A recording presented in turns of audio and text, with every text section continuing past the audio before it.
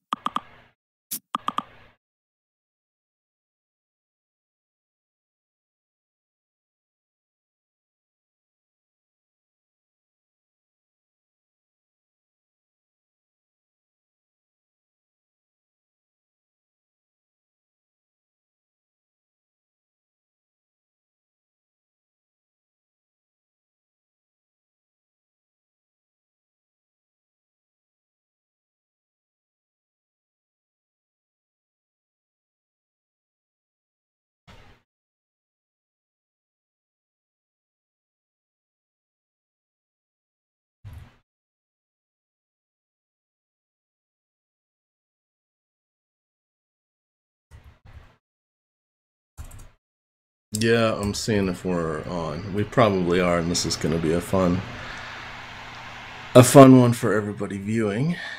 There we are. We are live now. All right. Hey, look, and I can see us. We're going to go live here.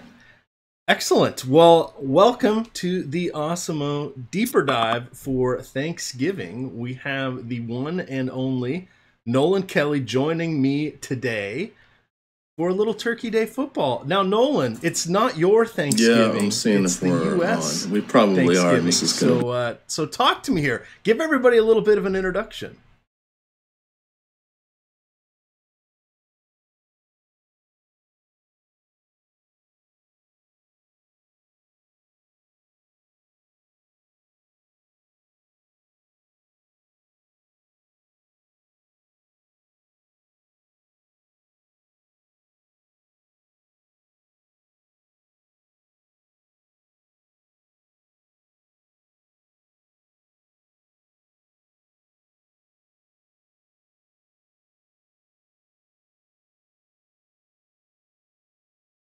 Excellent. I've got a little Washington. I went to the University of Washington, so we've got the Huskies heading there into the Palouse. I believe the game is in Pullman. It is. It's always tough. I usually generally root once a year against the Cougs because I grew up in that part of the state, but my brother went there. But I'm third generation Huskies, so on these days, it is the Apple Cup. Very good. Very good. All right, we are going to get going here. We've got a 3-game slate. I am looking at getting my dashboard set up here. It's not quite where I want it to be, but that's all right. So let's start off here. We have Detroit. We have Chicago. We know that one Mitchell Trubisky is not playing. We know that we are down to table scraps, shall we say? Seconds, thirds, fourths, perhaps, with the Detroit Lions running back situation. Talk us through what you're looking at here for this warm-up game that if everybody was asleep and slept through it, it wouldn't be that big of a deal.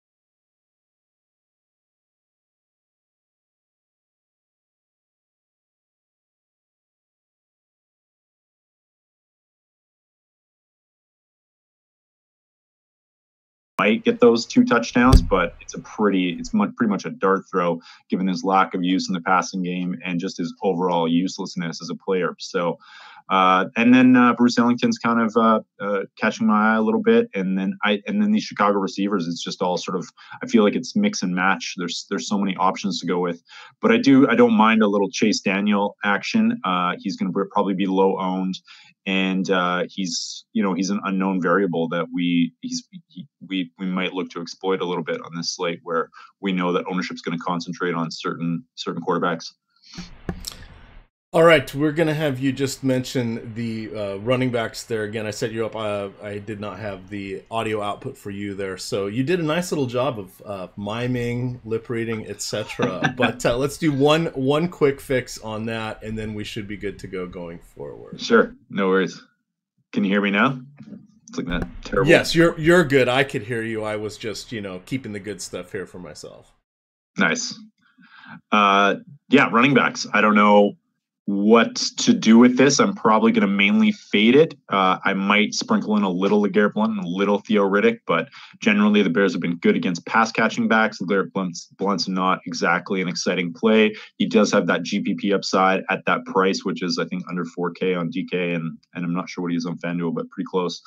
So you're going to get him at the bare min or close to it, and hope that he gets the bulk of carries in the goal line work. All right, excellent. Now, as we move down to the receivers here, we know that they are thin once again for Detroit. Gosh, this, again, as long as you have your lineup set, go back to bed. Who wants to watch this one? But Kenny Golladay should be figuring into things somewhat prominently. We've got... I don't even want to go to Luke Wilson, former Seahawk, who plays tight end.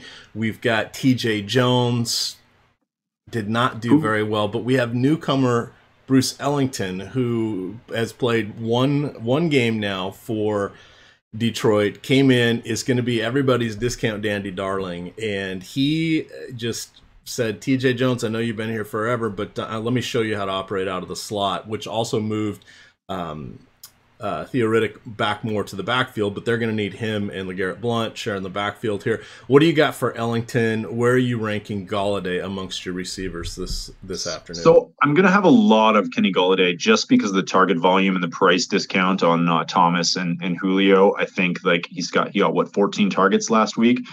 So that alone I think makes up for any kind of inefficiency in the Lions offense. And he's priced reasonably. So he's going to be one of my core plays this week, definitely.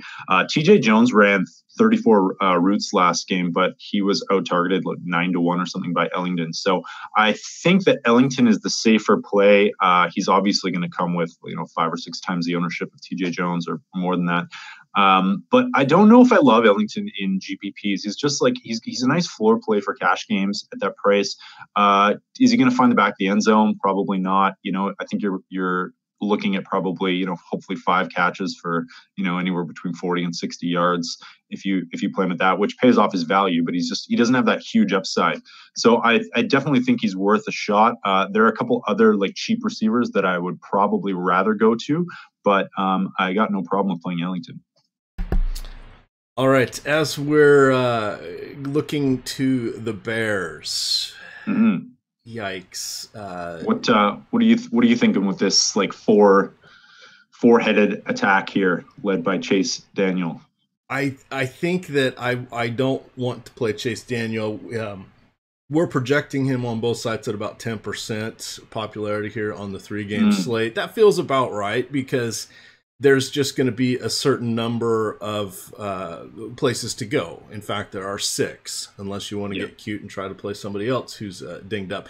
I think for me, Chase Daniels has been around in the league forever. I just don't really want to go there at all. I can see him just bringing down the entire team. Now, the one guy I do still like is Tariq Cohen. I think even though this quote should be a Howard game and running him into the line, I think we're going to see some short passing.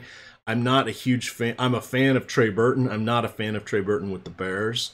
I just don't think he's properly matched up here. They need a big, giant 6'8" tight end that stands there like a statue and they can throw him the ball. That's not really Burton's game, so I'm not as interested in him. Frankly, on the tight ends, I think you can just pick one out of a hat and hope he gets a touchdown.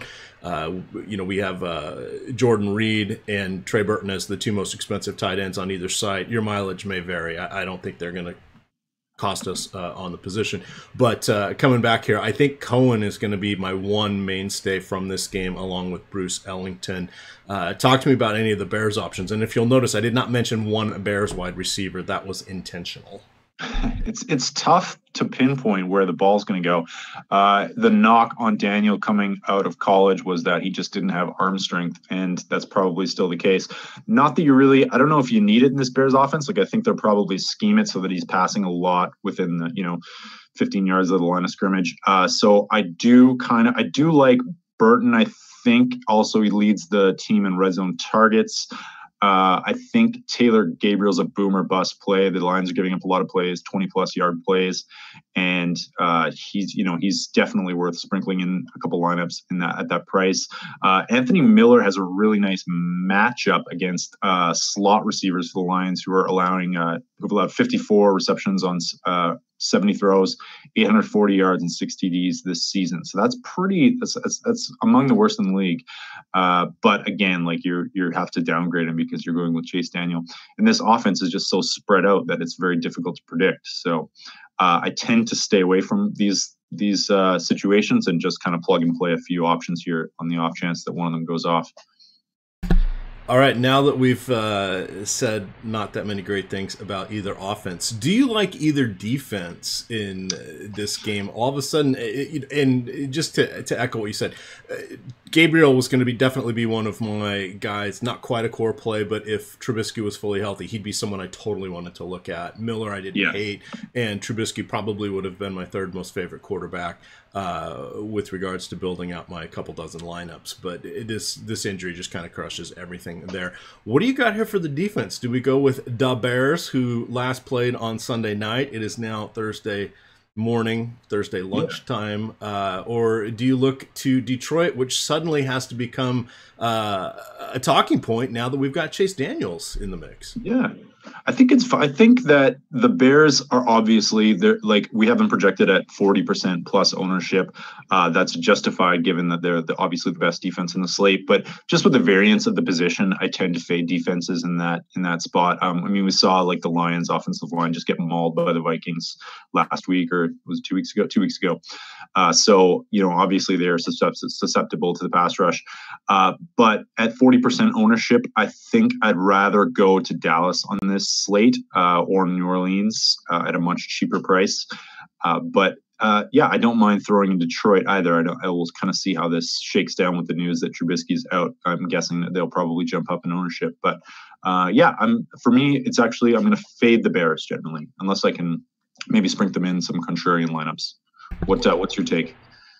Ride or die with the Saints is what it looks like, because I'm playing for a pick six at this point, and hey, we'll get there. But Matt Ryan has only thrown 4 interceptions all year, which is 4 times as many as Drew Brees. But we can't talk about the great game because we got one more mediocre game. So this is going to be Washington at Dallas. We've got tradition riding high here. Cowboys, of course, along with Detroit, always hosting the Turkey Day specials. This one is another one that's kind of a mess. We are looking at Colt McCoy as an option here. Now, McCoy's been around forever as a backup. He has had some moments in his career coming in, riding to glory briefly, and he's looked good in August. But this is not August. This is a primetime game here.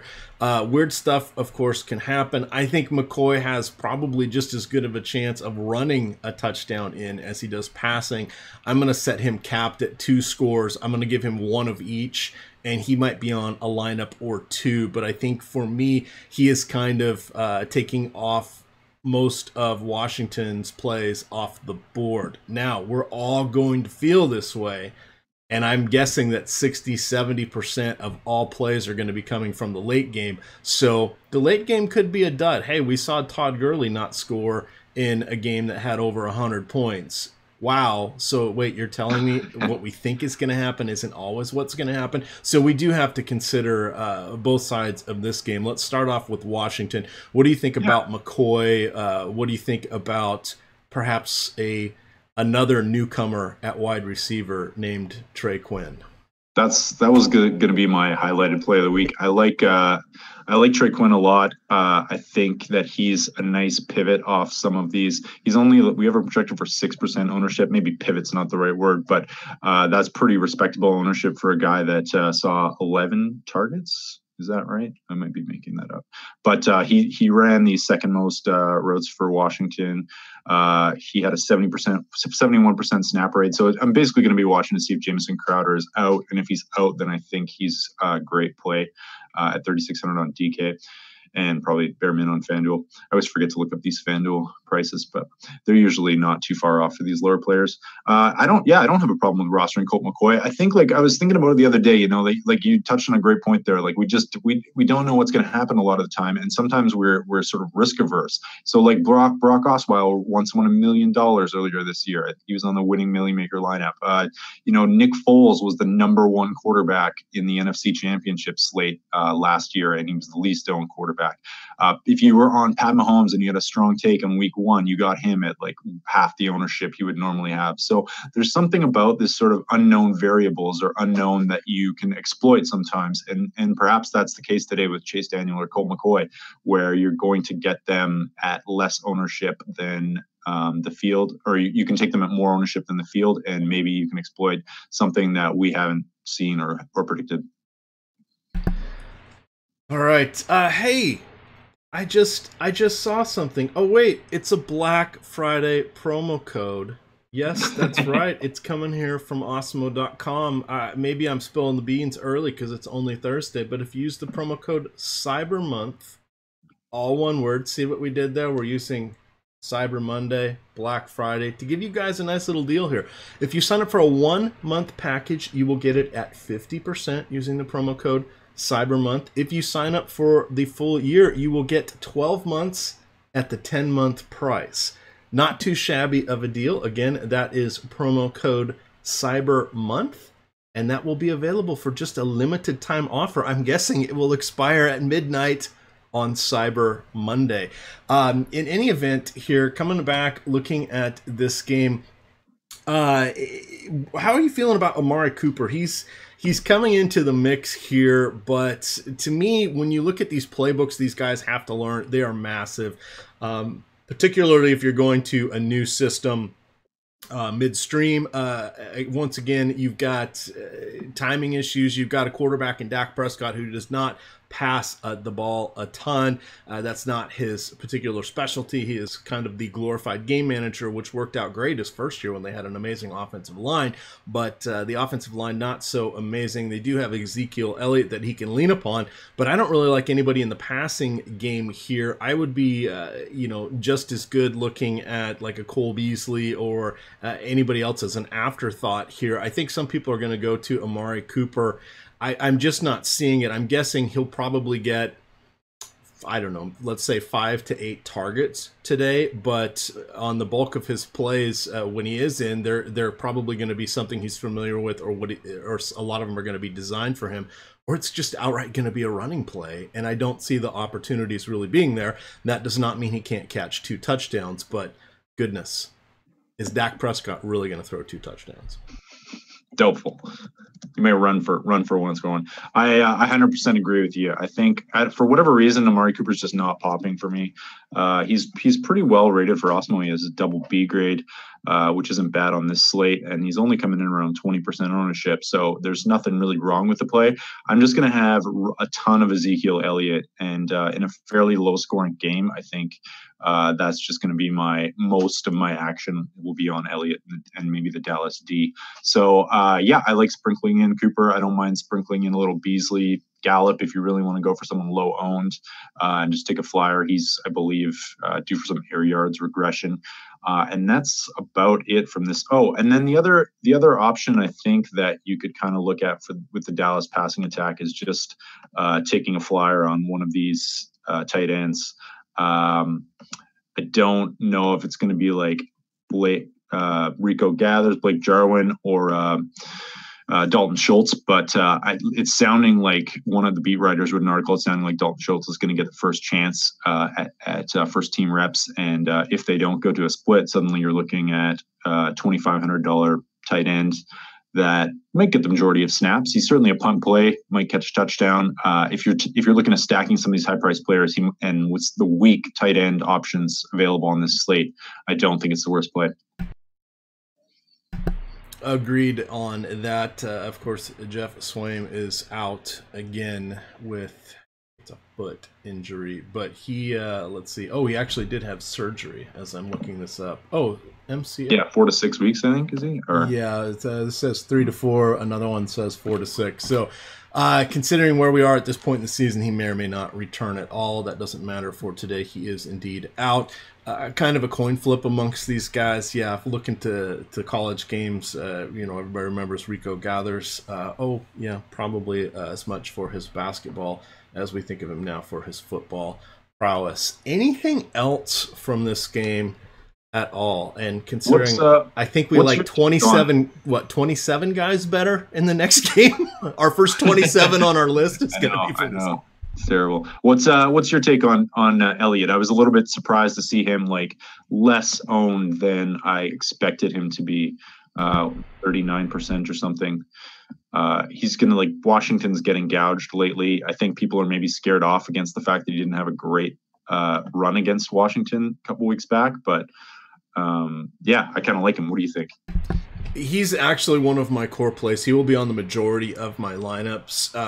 Thank you for bringing that up. I did want to highlight that. I don't want to soft pedal it, but he's a guy that is going to be involved no matter what. If they're ahead, he's going to be running the ball. If they're behind, at this point, he probably is their, I guess, number one pass receiving option. If we're going to designate somebody, it would probably be him. For me, he is just going to be an absolute mainstay of my lineups. I don't think I will be alone on that. I'm looking to see what we have him here for our ownerships. I'm guessing he's probably going to be 50-60%. Again, it's a 3-game slate, so yeah, we got him at 40. That seems more reasonable. We have him at 40, but I wouldn't be surprised if he jumped up from that, just because there's a total lack of options at running back, and there are some cheap wide receiver plays. So I feel like a lot of people are going to go to that core and just pay up for running back. Yeah, and that's for me.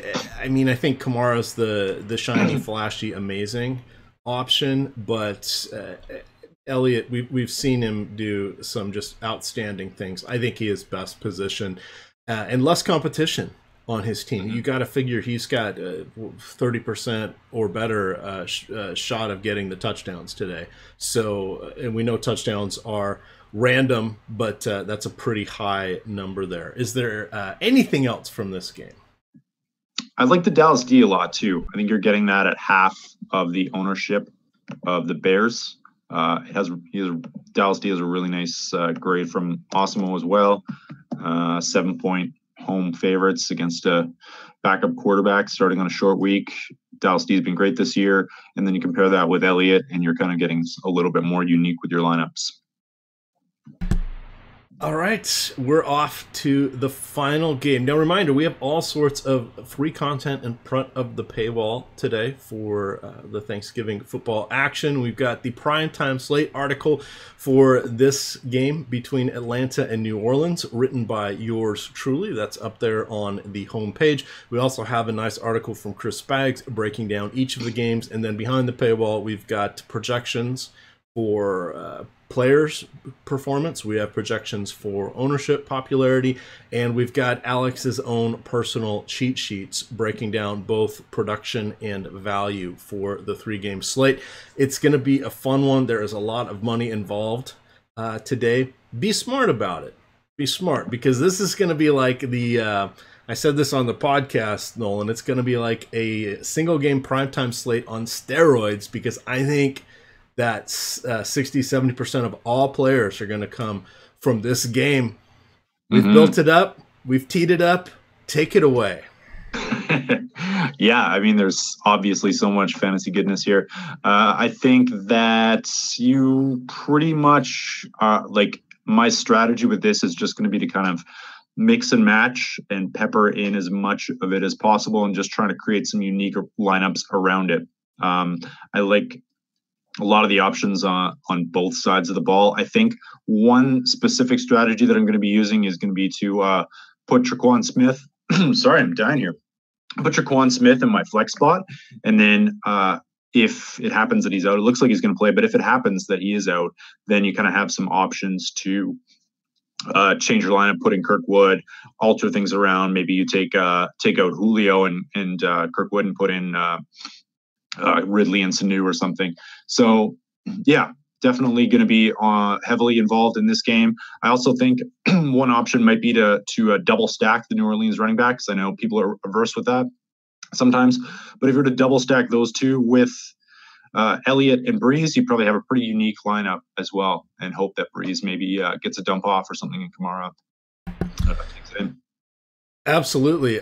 With regards to just ranking the raw quarterbacking here, I think for me, number one is going to be Matt Ryan. Now, of course, for today, we realize that he is going to be likely playing from behind. So he is right now on pace to have the third best passing yardage season in the history of the NFL. He has is averaging 331 yards per game. He's got 22 passing touchdowns against just 4 interceptions. We saw this game absolutely go turn into a track meet back in week 3, and I think he's someone I really want to give consideration to. While Breeze has had multiple touchdowns in, I want to say, 7 of his 10 games, including one game where he had 2 rushing touchdowns. We don't see that very often. Hell, he's got 3 on the season.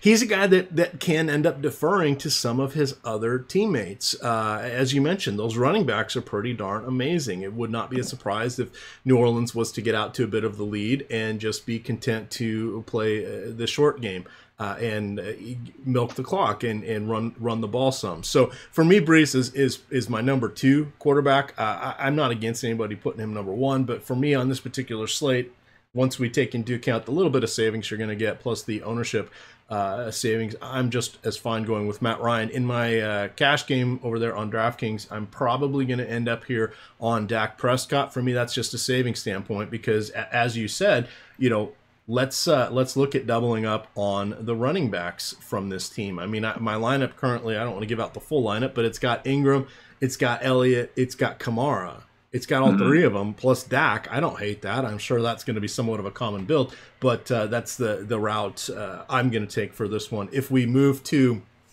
touching on the wide receivers here, you have a very good point that if there's any issue with Traquan Smith at all, make sure he's in your flex spot. If he's in your wide receiver spot, that's okay too, because there are a variety of guys you can drop down to from this very game that you can get him. Now, if we look at Atlanta, in my opinion, if we look at Sanu, if we consider Calvin Ridley, if we consider Austin Hooper, the tight end, I think they're all about the same player. Hey, Ridley was awesome. He had 3 touchdowns in this game in week 3. He had 2 more in week 5.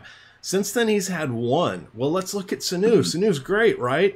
Well, Sanu has 3 career 100-yard games. Perhaps he's not the guy we want for upside. Austin Hooper, your mileage may vary, and then you throw guys in the mix here like Kirkwood, who has kind of come on here the last 2 weeks, got a little bit of production here. I think as long as we're not taking zeros, we're going to be all right. Anything else you want to add here for the wide receivers?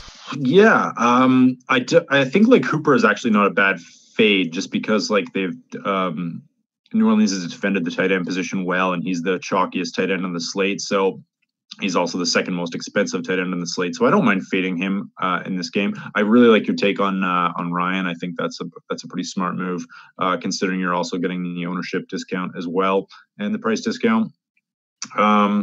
Obviously like Julio and Michael Thomas, like maybe the contrarian move in terms of macro roster construction is to start with those 2 wide receivers and then pay down to the running back position. But obviously, historically, running back is a lot easier to predict, and it's going to be a lot easier to find those wide receiver plays down low that might catch touchdown or sort of get an abundance of targets. So much more variance with that position. But yeah, I think I like the double stack. I like just kind of mixing and matching and just sort of like, you're right. Like it's going to be hard to predict where the balls are going to go in this. New Orleans spreads it out a little bit at the bottom end. And obviously Atlanta has a few targets or a few different options. So just kind of mix and match, hope with your core plays and sort of hope you catch that magic exact right combination of players. I think mass multi-entering on this game is probably not a bad idea. And yeah, Kirkwood obviously is very viable if Tre'Quan Smith is out. All right, just to touch on the Atlanta running backs here, I don't mind Ito Smith at all. Now he is getting about a third of the snaps that Tevin Coleman is. We know that Devonta Freeman cannot come back prior to week 15. He has only basically played in one total game. He's played in 2 games, but suffered an injury pretty early on in that second one. And we've got Ito Smith here, who, if you start to break down his game-by-game production, is actually a little bit more productive than Tevin Coleman. I'm hoping that some people don't realize that. Now, he does have 4 touchdowns on the year. It's kind of, is he the guy on the field when they're in the red zone? Because it doesn't seem like they worry about moving in Coleman or, at the goal line or Ito Smith. It's whoever's in there is what they're going to do, because they spread the ball around tremendously on that. So for me, if we're looking at the single game slate, there is nothing sneaky. However, putting Ito Smith in at your MVP spot or your captain spot over there on DraftKings, where you not only get the 1.5 multiplier for points, but you're also taking the 1.5 multiplier for your salary, you can fit in pretty much stars at every other position. So that's something I've been looking at. Any thoughts here on the running backs for Atlanta for you? Yeah, like Tevin Coleman is actually a little bit higher owned than I thought he would be. He's people are onto him, so I don't mind a fade there. New Orleans has obviously been pretty good against the run lately. Yeah, I just think like generally with game stripped as it is and with that high ownership, I like the Ito Smith play just because he hasn't been featured as much lately, even though he was a huge part of the red zone earlier on when Devonta Freeman went down. So that's probably a decent play at sub 10% ownership, and I like that move in the captain slot for sure. Yeah, that affords you a lot. I'm just looking at the captains here. You get a $9,200 salary on DraftKings, so you can fit in a bunch of other strong plays if you do that with Ito Smith, and just kind of hope he catches lightning in a bottle for sure. What and you were riding high on the New Orleans defense as well? For me, yes. Now, while he's only given up 4 interceptions, and I want to say the Atlanta's one of the lowest in giveaways. I think they're barely into double digits, so that's just over 1 per game. They have been able to, their opponents have been able to sack them a little bit. So we've seen the New Orleans defense improve dramatically from the beginning of the season. For me, this is one, it's all about, you're probably going to need to get a return touchdown from whichever defense gets it. That'll set you apart from everybody else. But I like them here because, one, in particular on DraftKings for the savings, and 2, I don't think people are really going to be interested in them as much because they're worried about them giving up a bunch of points. Just a reminder, the most you can lose for points allowed on DraftKings is -4. That's not a bad way to go. And you really need to hold your opponents under 20 points for that particular scoring metric to even matter or be a positive. So we're looking for takeaways, which there may not be very many. We're looking for sacks that there's a decent chance they could get 2 or 3. But we're also looking at price here. Now, the reason you say, well, EMAC, why aren't you going to say the same thing about the Falcons? Well, Drew Brees has been sacked 8 times this year or some. It's hyperbolic, but barely at all. He's thrown 1 interception, and the Saints are probably going to score. Where's my opportunities to get, are we counting on Marvin Hall getting his first career return touchdown? And that's how we're going to get it on a kickoff, I guess. But for me, bet. Yeah, for me, I had to go University of Washington. First name that popped in my mind. But But yeah, so that's why I've kind of landed on the Saints for my team here, as I think a lot of people will look at. And at it's always good to target a defense that or that you expect to be going up against a lot of passing opportunities. So I definitely think that's a wise play, and you're getting them as the fourth most owned defense of the day. So it's definitely a good way to differentiate your lineups as well. If you're kind of looking at more chalk, maybe look for one of these cheaper, less owned defenses and just kind of hope for a touchdown, and then you've sort of mitigated the effect of the better defenses if they don't score. All right, wrapping up the tight ends in this game, we both kind of like Hooper, but yeah, there is some risk here with the price that you're putting on him, and who knows if he's going to get a touchdown or not. You could just as easily get one from the cast of thousands that are playing for the Cowboys. Jordan Reed in the mix there. Ben Watson, somebody that's not on my short list. Clearly, the Saints don't want to have him get hurt. They want him in the red zone. They want him in the red zone in the playoffs. So I could see us getting a lot more Josh Hill. We saw sort of a bit of a changing of the guard in the last game with Hill really coming on his snaps. They have rookie Dan Arnold, who, if I remember correctly, I want to say he was a receiver in college, but he's a pretty big guy height-wise, so not surprising that in today's NFL he's going to be a tight end. He's kind of in the mix there. Anything else you want to hit on for this game before we talk a little overarching strategy? Yeah, I agree. I think that I'm not super keen on any of these tight ends. Dan Arnold was actually a guy I was going to mention as like a punt play, although I probably prefer going to one of those Dallas tight ends, maybe Schultz. But yeah, Benji Watson hasn't really been involved in the passing game. Hill, it just sort of seems like between the three of them, they're a viable tight end as a one-off. But when you split those targets three different ways, you're just sort of, punting. And Watson's still like 3,200, I think, on DK. So with pricing so tight this week, I would rather either go pay up or pay down if I'm taking a flyer. All right, so overarching strategy here. Well, one, you want to figure out where you can get some savings, and hey, you can do that by using promo code Cyber Monday. I'm launching it early. It will work. It is our nod to Black Friday and Cyber Monday. The promo code is Cyber Month. If you use that, you can get two different options here. You can get 1 month at half price, which is not too bad. You want to check us out, see what's going on. You can go that route. Or if you already know and love the Osmo content, the Osmo brand, you can utilize the promo code CyberMonth, same code, and you can get a full year of Osmo content for just 10 months of pricing. This is a pretty good deal. It is a limited time offer. It will expire at midnight on Cyber Monday. So just quickly recapping for everybody who is following along at home. Rank your quarterbacks today, Nolan. Oh, okay. I would say I think probably I would go Matt Ryan 1, Breeze 2, Prescott 3, Stafford 4, McCoy 5, and Daniel 6. How does that sound? Sounds good. You know what would sound even better for everybody? If you use the promo code CYBERYEAR, that will work for the 1 year. 10-month price for 12 months of content. It's Cyber Month for the 1 month deal. Look at that. We have a smart code built in, and we do not have the smart pitchman built in. I agree. That's the same rankings I'm looking at for my quarterbacks.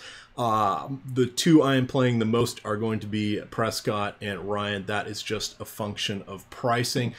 For running backs, I've already mentioned Ezekiel Elliott is kind of my premier option, the guy I am going to be going for.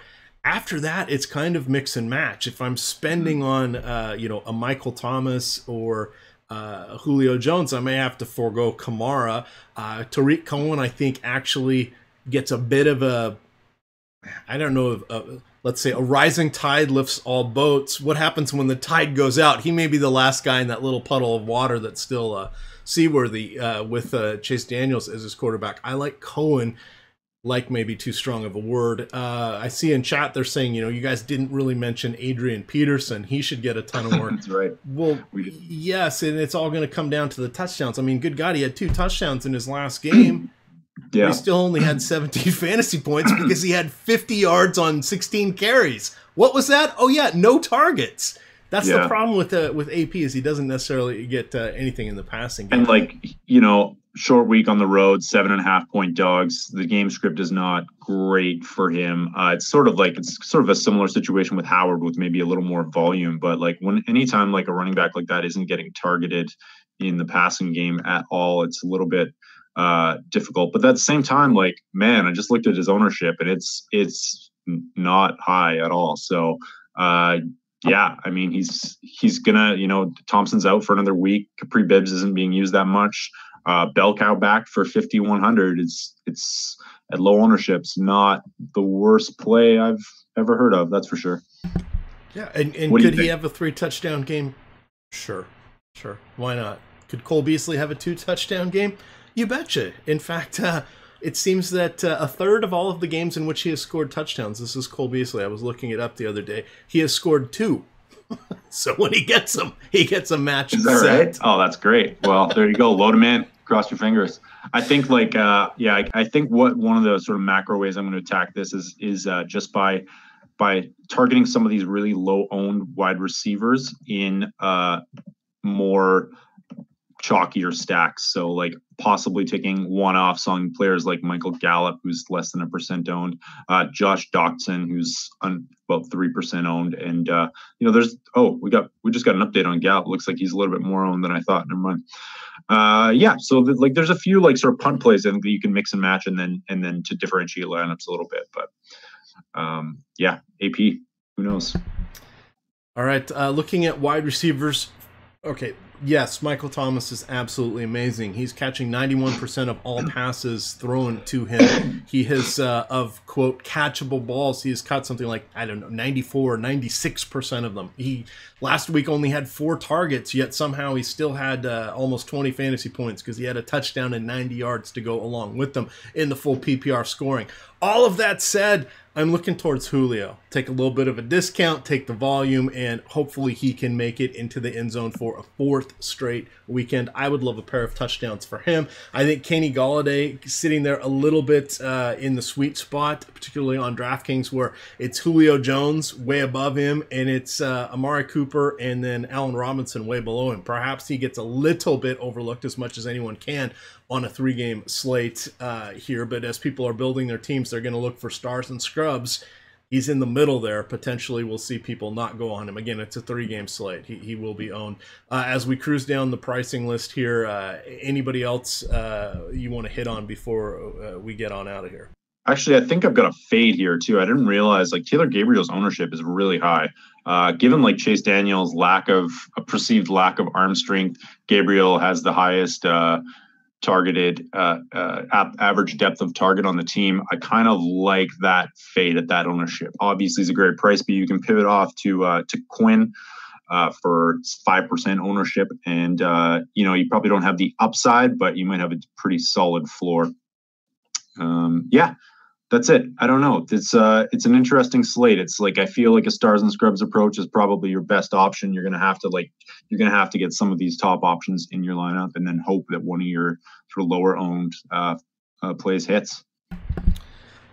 All right, that is gonna do it here for us at Osmo. Again, reminder: you've got 2 promo codes you can use here. You want to get 1 month for 50%. Use the promo code CYBERMONTH at checkout, and you will get a half price 1 month premium subscription. If you already like and love the product, then hey, extend. Go for the full year. You get using promo code CYBERYEAR, you get 12 months of play for just 10 months of pay.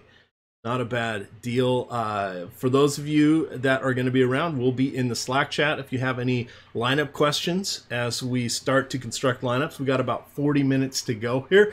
Remember, if you've got stuff going on, if you've got family coming over, set those lineups. Just pick some players from the later games, and you can go tweak things at your leisure when you sneak off to the bathroom or run to the store for that one last item before the store closes. Final thoughts as you get on out of here, Nolan. This is your, as you said at the top, this is your first ever U.S.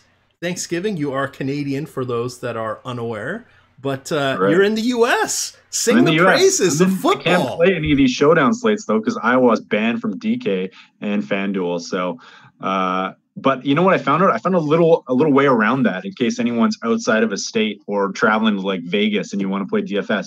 Just enter your lineups before you leave, and then they let you get back in and alter them a little bit, or alter them like after you've entered. So that's one way around these random locks around the country, which sucks, but it's all good. I got some lineups in, and I'm looking forward to having some turkey and hopefully watching a little football as well. It's gonna be a great day. You guys do it up right. Excellent. Well, everybody, be safe, be smart. Remember, maybe instead of that second beer, that third glass of wine, have another piece of pie, and be the designated driver. With that, gamers, we are going to get on out of here. So as I find the little on-off switch here, I want to say happy Thanksgiving.